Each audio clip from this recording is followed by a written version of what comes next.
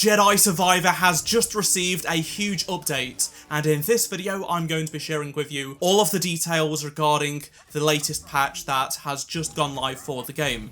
Before we do take a look at those details though, make sure you do subscribe to this channel so you won't miss any future news updates on updates for the game, as well as tips and tricks. So EA Star Wars put out a tweet moments ago saying that a patch has now been made available for the PC version of Jedi Survivor. Tomorrow, an update for the PS5 and Xbox Series X and S versions will be also made available. They continue by saying, "We are hard at work on patches that will further improve performance and fix bugs across all platforms. There are more updates to come across all platforms and we will share the timing when it's available." But that isn't all they shared. They did reveal the patch notes for today's patch on PC as well as the console one for tomorrow. So today's PC patch simply just has improvements for when you're not using ray tracing, because ray tracing effectively had like no impact whatsoever on performance for a lot of people. You could turn it on and you wouldn't see any difference, and then when you turned it off, it actually got worse. Makes no sense. The patch has been released, so you are able to download it if you're on PC. It clocks in at 3.3 gigabytes. On to the patch notes for the update coming tomorrow to PlayStation 5 and Xbox Series X. So here we go. Multiple crashes have been fixed across both platforms and various areas of the game.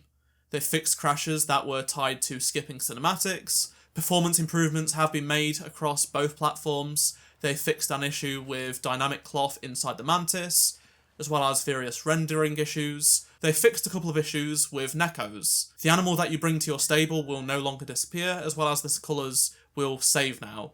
They fixed an issue with cinematic dialogue overlapping, along with various collision issues, an issue with AI that just T-posed during photo mode. That was funny, to be fair. Even defeated enemies would still show up in that position. Fixed a freeze that would occasionally occur when talking to Doma, fixed a bug where BD oil visual effects did not properly render, and fixed an issue where players were getting stuck inside the Chamber of Duality if you didn't save after leaving the chamber and die. Some people might be wondering, well, why isn't the PC getting these fixes?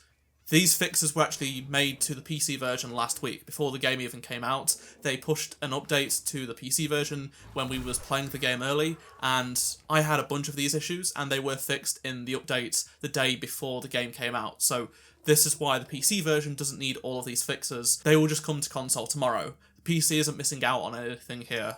The gameplay you are seeing right now in this video has been recorded on the latest patch, and I have to say, there are some improvements. It's still not great, but it definitely has seen some improvements, especially on Kobo, when you're not using ray tracing.